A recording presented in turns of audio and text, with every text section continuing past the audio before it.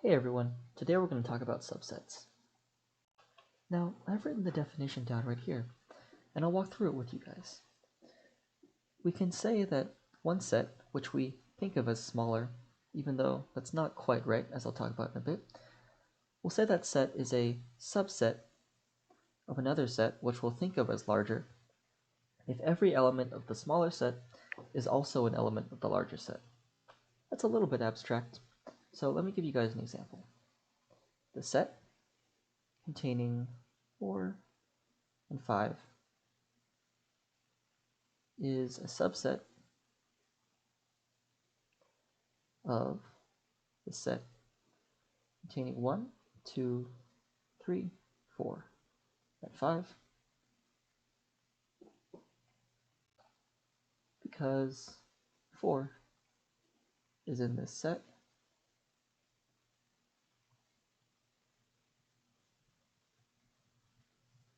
and 5 is also in this set.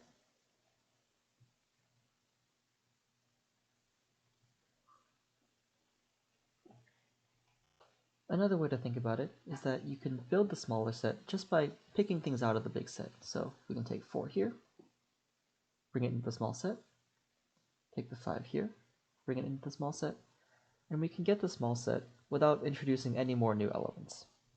This concept transfers over to infinite sets too, not just finite ones. For example, the integers are a subset of the rational numbers because every integer is also a rational number.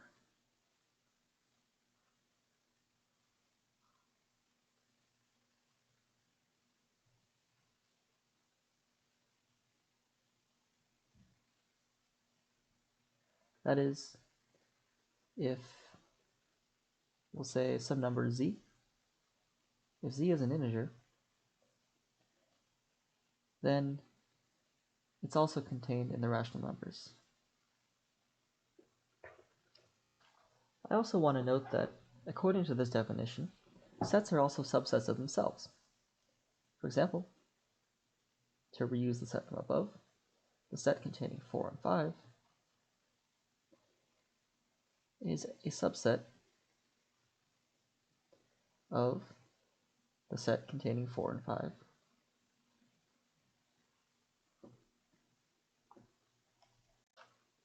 Because 4 is in the set containing 4 and 5,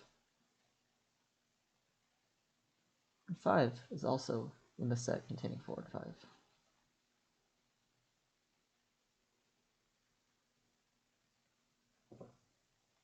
Now, these two examples are why I put smaller and larger in quotation marks.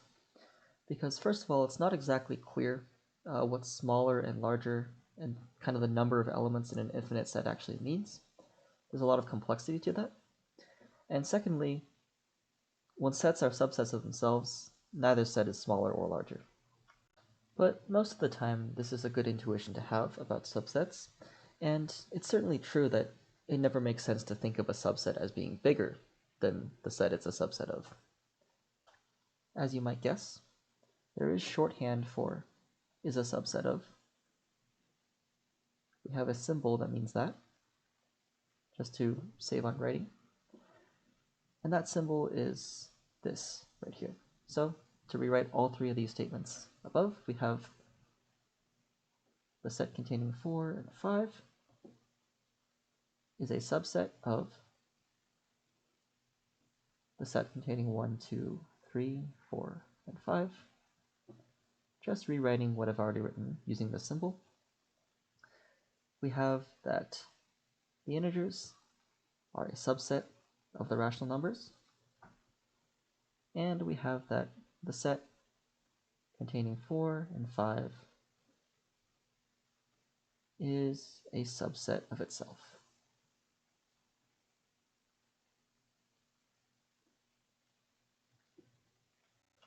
Now, I want to touch a little bit more on this case here of sets being subsets of themselves, because there's a lot of contexts where you'll be working with subsets, but you'll not want to consider this case of subsets, just because it's kind of an edge case that sometimes breaks certain logic in certain contexts.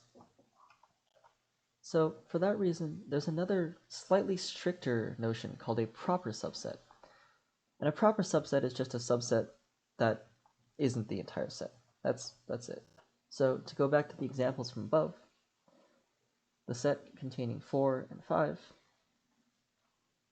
is a proper subset, as well as being just a regular subset of the set containing 1, 2, 3, 4, and 5. But the set containing 4 and 5 is not a proper subset of itself, even though it is a subset of itself. And just like there's a symbol for is a subset of, there's a symbol for is a proper subset of. As you might expect, it's pretty similar to the subset symbol in general. It's this. Just to do a side-by-side comparison, is a subset of is the same symbol but with a line under it to indicate that they could be equal. These are not mutually exclusive at all, which is a mistake I see a lot of students make.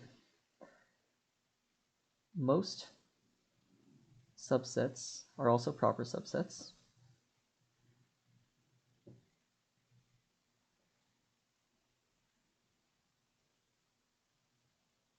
And all proper subsets are subsets.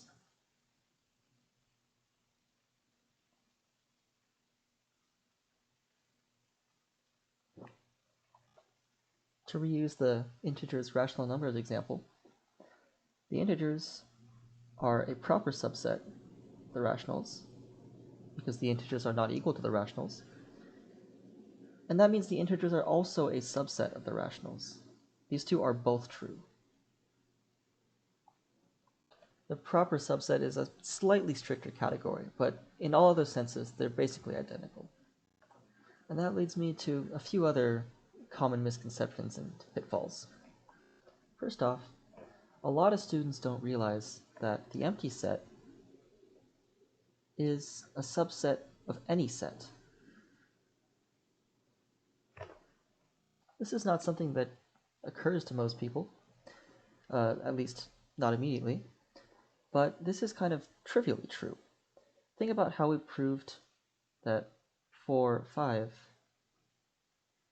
was a subset of the set containing 1, 2, 3, 4, 5.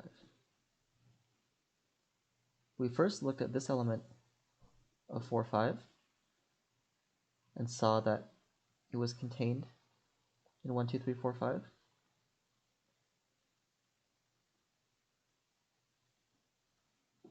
Then we looked at this element and saw that it was contained in 1, 2, 3, 4, 5. So we kind of have this checklist, right? We go exhaustively down through the set, and we check that every element is in the bigger set. Well, with the empty set, this check is automatically done, right? We don't have to check anything. We automatically succeed. Every element in the empty set, all 0 of them, are in the bigger set. Everything, actually, is true about elements of the empty set because they don't exist. Another thing I see commonly is that people confuse being a subset of a set with being an element of the set. These two are not the same thing.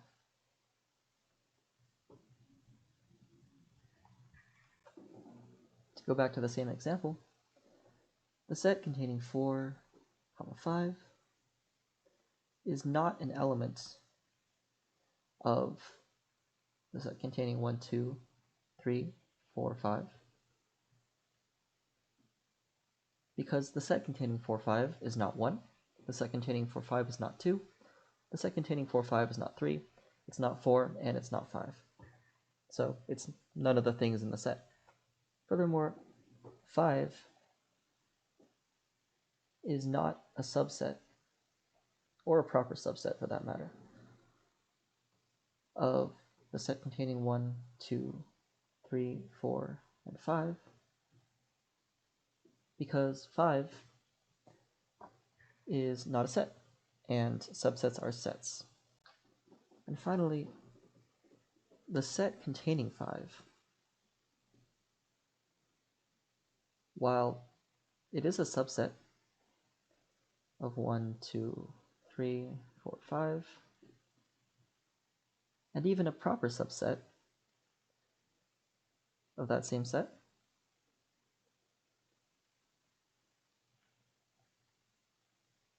it's not contained in that set,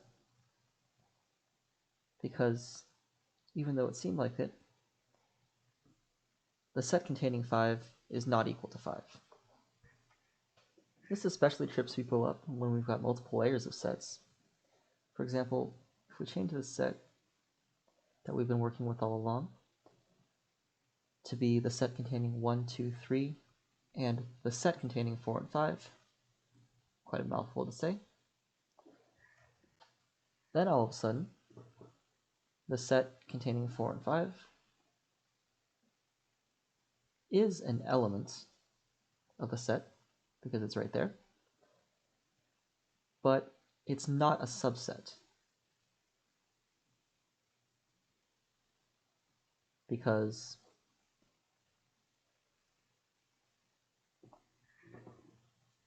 running through our checklist, 4 is not in the set containing 1, 2, 3, and the set containing 4, 5.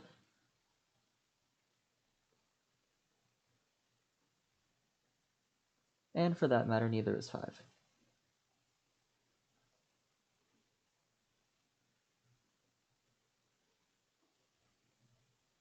So, a thing to watch out for when you're working with both subsets and element containment. But anyway, that's all I had for you guys today. Hope you guys learned something from this video, and see you all next time.